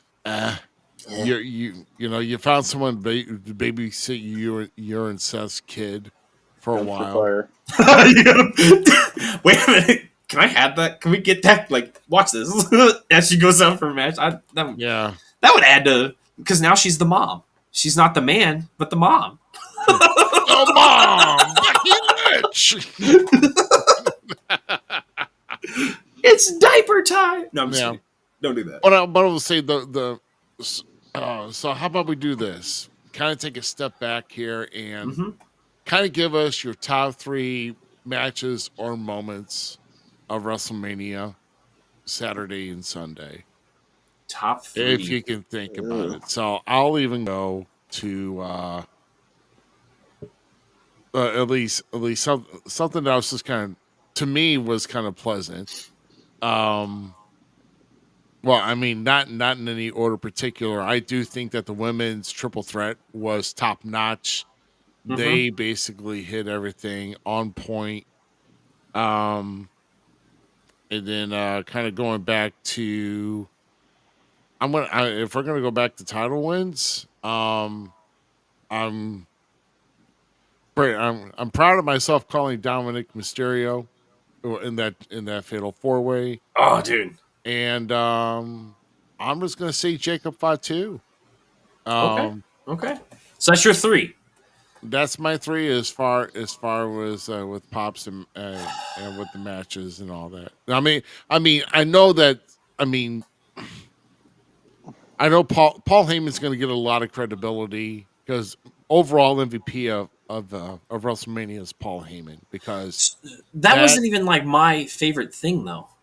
Right. I mean that's top 3. That's kind of top 3 surprise. Well, these surprises were like top moments for me because it kind of seen where Paul was going here. We all we all saw it. Yeah, so it's like I'm not surprised. I was just kind of seeing how I wanted to see where the map led me. You know, it's like we know where the directions are going on the GPS, but we got to go there and see where we're going to see how it's turning out. So that's what it kind of felt like to me in main event night 1. So that's why I picked mine. So I'm going to be different a little bit because one of my matches is going to be I thoroughly enjoyed the story that was told in the ring by Tiff and Charlotte. That match and how they went out with pure exhaustion and like they were right down to the end. That whole match was really good. It was really well done. It was a good way to finish off what turned out to be a very heated situation with their feud and their story. And the right person won. So I have to. Do you think that tooth was a receipt? Maybe. Who knows? But that I went back and watched that match this afternoon, and that match is way better than people may even realize. That was a really well done female match. Not taken away from Jade Cargill, not taken away in Naomi, not taken away from the triple threat women's match. All three of those matches were stellar. But then Dominic Mysterio winning the IC title in one of the greatest fatal four ways I have seen in a very long time. It was entertaining. It was enjoyable. There was consistent action. And the finish alone, to see a crowd pop so big for a guy that's been booed for so long. Bro, just wait till the post show interview. Oh, dude, I go back and watch that. I can't wait because I can't wait to see how like the switch is or whatever. But I'm pumped for Dom. I'm I'm really curious about the Logan Paul, AJ Styles. I think that would have been my other favorite one because I'm really curious on how Karrion Kross is going to fall out of this, and just the storyline that was being told during that. Those are my top moments. All right, so I'd say number one is Dirty Dom for sure. I don't care what anybody says. That was probably my favorite moment out of all the whole freaking pay-per-view on both nights. Just because all the crap he's went through, all the heat he's got has been hilarious leading all the way up till now. Two, Jacob Fatu finally getting his own title and probably finally going off on his own. And then three, Styles and Logan Paul. Because they had They cooked, man. It was a good match. Yeah. Oh, yeah. Yeah, and then like Karrion, like that was a good match. That was a great match. I'm really curious to see where this plays out with all that storyline. So to me, those were we had a finishing thing. We had this growth of character, this guy performing, and Dom, like his performance has just been stellar. If there's anyone that deserves flowers at this year's WrestleMania, in my opinion, it's Dominic Mysterio. Mm-hmm. Hands down. Like the kid has been consistent, a great performer. And the AJ Styles whole thing, like, yeah, that match was awesome. We at least got to give one rose to Carlito for the ass whippings he keeps taking. 100%. 100%. One rose. I love that. Well, here's another thing and one thing I'm intrigued about, because the presentation is everything before you even start. Like I had a discussion with the home promoter that I work with, and we're talking about, well, not a specific time frame when you go by booking sheet, but when your match starts at your entrance. True or false, Austin Cage? True. Because your match starts at the entrance because you've got to get yourself in the zone, right? Yeah. So you gotta figure out how the crowd's playing to you and how you can play back to the crowd, and you need how you can get your momentum, right? Mm-hmm. So yeah. So presentation is everything. Boy, I'll tell you what though. As far as like entrance of the weekend, I don't know if I should break it down to like either one or two. I mean, as far to me personally, because I think I really like the idea of Tiffany's coming out of a Barbie doll box. Oh yeah, that was cool. That was cool. That. And one other that notable to me personally, because whenever they came out with the record, I was listening to their stuff all the time, every track they had. Talking about the Living Color. I just love it when they play live. And so Punk's entrance with Cult of Personality from Living Color, to me, best live performance of the weekend. To me. So Cody's entrance was different with the dirt bikes. Yeah, that was different. That was interesting. I wasn't expecting that. So for me,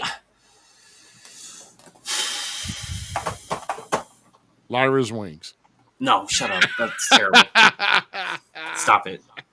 Angela Mon. I really liked Rhea in the laughing That was good. That was The cool. Batman get up from Laughing Bat or something. I can't remember what the hell it's from. It's from a comic book, but that was cool. Really enjoyed that. I think Dom with the mask and stuff, and then how they were like he never won that match, like, and how they're like playing the fact that he's never like really competed in lucha libre, all that kind of stuff. He never earned the mask. He never all that kind of, because that's a storyline that I really want to see. I want to see if Dom's going to don the mask and actually become Rey Mysterio Jr. or something, whatever, like progress on with the Mysterio name, or is he going to get his own potential mask? Because there's a whole storyline here, people. Like, people don't understand how certain things work in other countries when it came to how they did professional wrestling. In lucha libre, you don't start with a mask. You either get it from a family member, or you end up getting gifted one, or you inherit the family member's mask or something like that. So you don't always start with your own mask. Sometimes you do, sometimes you don't, all that kind of stuff. There's storylines behind this. El Grande is just going to be a part of this whole storyline because he's the creator of lucha libre. No. So I think worlds collide in 2 months. I think because I think deeper in storyline and the interconnecting circle of it, Dom's entrance was my favorite. Just how they were communicating that whole aspect of an industry to the mainstream audience. So that was my two. Finn came out with a piss towel on his head. Dude, that was interesting. That was unique. I mean, I know you guys don't watch football that much, but like you ever seen like the Pittsburgh Steelers, how they got that yellow flag or whatever? Yeah. That's exactly what the hell the terrible towel. Yeah. That's what I wipe my ass with. But yeah, whoa, but yeah, that's he's not a Steeler fan, by the way. That's why. That's like literally the first thing that came to mind. I was like, "What the hell?" But then I looked at it again. I was like, "Okay." Yeah, he's been doing some unique stuff, and I don't know if it's like he feels invisible, maybe. What was it, the Royal Rumble, when he had the damn mask with like all the shield mask thing, like the pins and the or spikes? Yeah. So I mean, Finn's always been one of my favorites, so he can do no wrong in my book. So yeah. So yours was Finn, and no, his. What are yours, Skylar or Austin? My bad. You're good. Let's see. I'd have to go say Dom. Damn, this is a good one. Shit. See, there were really more. There were actually quite a few good ones. Let's not forget about Seth. Yeah, I was going to say Seth would be another one that pops out of my mind. Drew, I like Drew's. There we go. Drew's was really cool. Yeah. That was the Doom get up. War Raiders actually had a cool one too. They were playing the Clash of Clans characters. Clash of Clans. I want that game now. Funny, but the Clash of Clans get up. That was kind of cool. So overall, it was interesting. It's funny though now that like you're seeing a lot of that licensing thing happening, where before wrestlers, Rey Mysterio, were getting cease and desist from Marvel. Are we going to be able to see like crossover stuff now more? Who knows? That'd be great. Yeah. So I mean that, and I'm just kind of wondering what do you guys hope to see from Raw tomorrow? What 420. 4/25/25. When is that? That's Sunday. Is Friday. That's Friday. Okay, so I'll wait until then because I'm pumped for Malik, Alistair, whatever we're gonna call him. I don't care. So I hope he brings back the old entrance though. Oh, dude, please, please. Speaking of that, what Ruby said in the chat tonight while we were watching WrestleMania, and AJ Styles having his original theme music back tonight was the shit. I mean, he's had it back, but I just wanted to make sure, just like whatever he had before last year, it was horrible. Yeah, I didn't like it. This one's so good. But Alistair needs to come back with his old entrance. I want to hear. I want to see that too. I want to see the original Alistair Black from NXT entrance. Yeah. That's what I want. Yeah. Um, I want to see but though. I'm curious. Paul Do Heyman.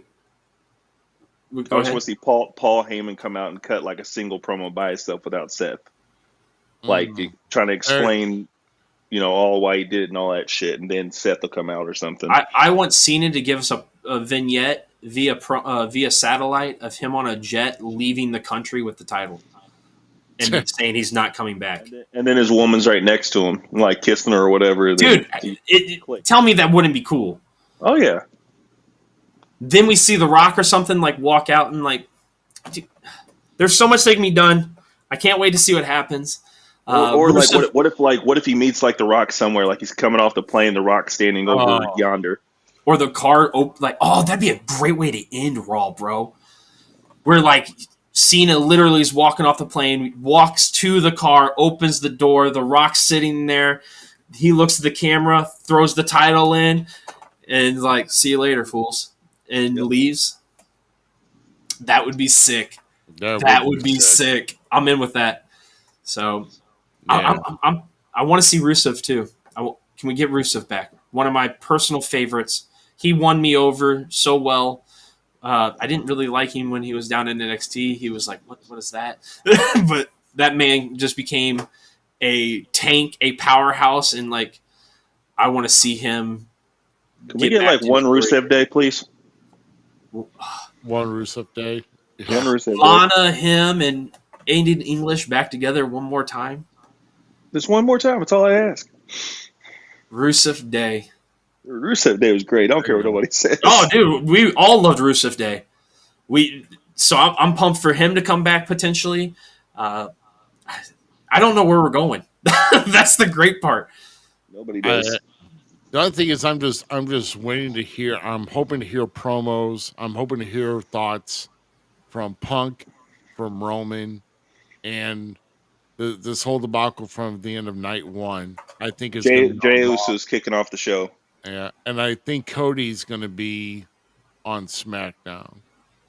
I think. Yeah, yeah. We need to remove certain we things. Can't put everything on Netflix. I mean, this is the WrestleMania after Raw. I mean, Raw after WrestleMania. Duh.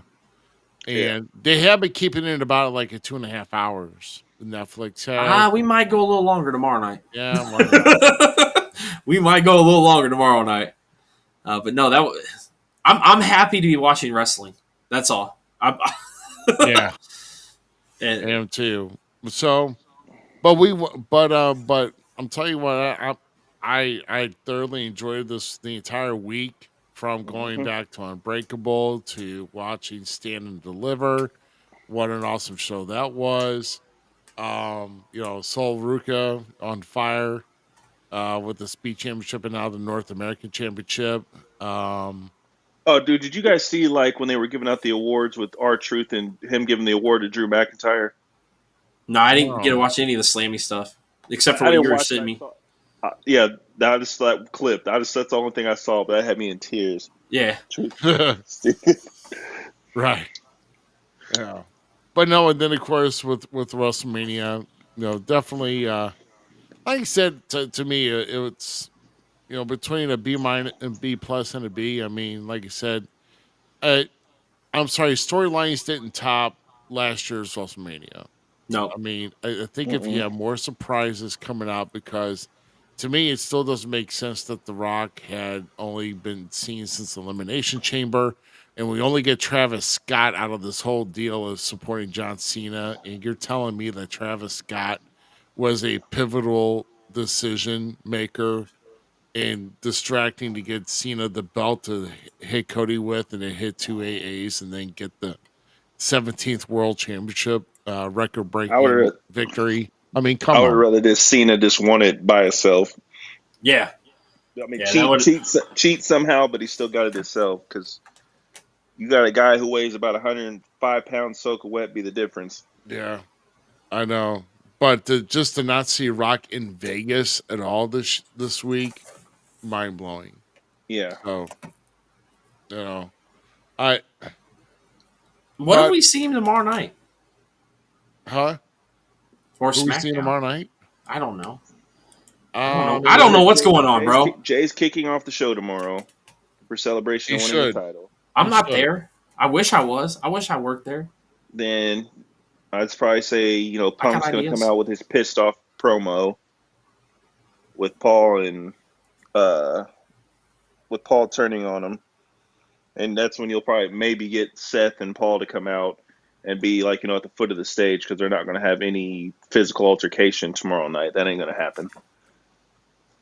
Right So now, I don't see anything as far as a type of preview. They're not giving us a preview yet, so we may have to just kind of wait. I was checking on WWE.com. Maybe have to we may have to just check their social platforms tomorrow, with Instagram, Facebook, and maybe even TikTok to see what they're going to be having. So, yeah, that's that's pretty much all we got, I think. Yeah. But man, but no, definitely wanted to take some time to recognize, and of course thank the Dirty Heel Austin Cage for joining us for both tonight and last night to cover to cover the whole WrestleMania weekend. And of course, Austin Cage will be at the FanFest 3 at our table, having um, just having a blast with all the guy yeah, with all the legends that are going to be there. And then of course, next week we go back to our regular time at 9 p.m. Central is when we go live. We will have Dean Mercer as our special guest for episode Ooh, number 191. That's We're getting close there, Z, to that big next milestone for the big two. So we're getting there. 200. Yeah. Had a little extra work to get here this this week with 2 episodes, but it is what it is. Um, It was fun. It was enjoyable. I don't. The internet can be mad all they want. There's things we didn't like, but all in all, it was a good show. I can't wait to see what the other shows out there do. Uh, Dynamite has their hits and misses. TNA's had their hits and misses of lately. yeah, OVW's been really firing up. I've been really enjoying that. SICW is still killing it with their weekly shows on YouTube that you can go watch.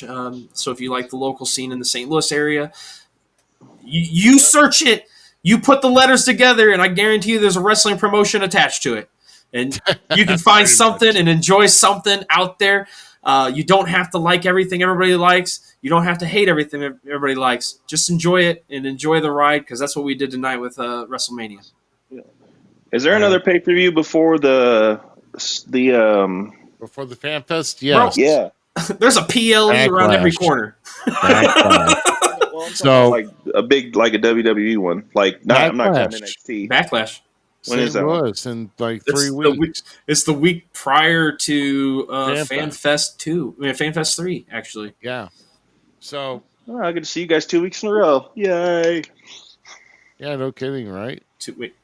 Oh, yeah, you will be with us usually on when we talk Yeah, the about pay per view, and chats. then Yeah. Yeah. and then St. Louis. Yep. So yeah, so I mean, we'll have D Mercer next week, and then I'll have to talk with you more, Z, off camera. Hopefully, we can get our buddy we've been talking about to getting on for May 4th for episode number 192, and I will have to reconfirm to see if we can get him on here because when it's Fan Fest, we want to see Yeah. kind of getting the thoughts of Mr. Oh, Herb that would. Simmons. So, yeah. Let's do it. Let's do it all. Let's see what his thoughts and stuff are. Let's confirm with Mr. Herb. I think he led down with this. Let's talk WWE. Let's talk about where he's going with SICW, the Fan Fest. How are we going to have fun with the Fan Fest, dude? Because it's all connected. It's all connected. Let's see if there's any good stories. Let's bring him in. Let's bring him, Cage, and let's have a good time. Yeah, absolutely. Absolutely. So yeah, not a problem. But yeah, guys, hopefully you enjoyed your Easter as well. I did. For those who were able to gather with family today or just observe the holiday for your religious reasons. Shout out to my mother-in-law and my father-in-law for making a dope ham this year. Yeah, that Yeah, that's my fiance's mom cooked some. That was some good ham. That was the leftovers I had. Was her mama's food. yeah, but yeah, I'm glad you enjoyed. You guys got a chance to enjoy your holiday, which is good. And My holiday, it's been like, well, I'm not. Easter's Easter for me. I'm cool with it. Whatever. My wife's you all had a about that kind of stuff. WrestleMania holiday. I had WrestleMania, and today is the day of the little trees and give back and have fun and enjoy and let loose. So it's been a great day for wrestling for me. It just turned late. So get over it. It's Oh, what dang you it. want. What? I just did. You're such a jerk. I'm the one who rains on your parade, babe. Dude, it's funny because like buddies were sending me happy Easter stuff, and I'm just sending like happy WrestleMania week, happy 420. Well, you're the one that sent. Oh, like, wait a minute. You're the Time one out. that created like the WrestleMania a meme with Jesus smoking a doobie or something. No, right? I got that off my buddy Juice from We Oh Talk my Wrestling. God. There's a WrestleMania background with Jesus. Oh, we gotta show this. Jesus smoking a doobie. Oh my Lord, I'm going to hell for this. No, we're not. No. We're not going to get struck down, Ruby. He is. Not true. Not true at all. How do I bring this in? Here, I'll go to here and I'll take this off. Yeah. How do I bring this in? F you Cena. Get out of here. Yeah. F you Cena. Where is it? Damn it, Ruby. Let's see Zach struggle. That's the wrong thing. Okay. Don't. Oops, that's the wrong thing. You can always share media down at the bottom. Where? What happened? I don't know. I broke it. What'd you do to my? Okay. I broke it, bro. No, if you look below the viewing of our screen, if you see sir. like the one that looks like a movie clip, or like the play button, where it says share media. Yeah. So and yeah, add the screen. Bada bing, bada boom. Oh yeah. So here we go with our sacrilegious Jesus here. So good. It's my fault. Happy Easter. Happy WrestleMania. Oh my Lord. Until next year. It's been a good one. It's been good. He has risen.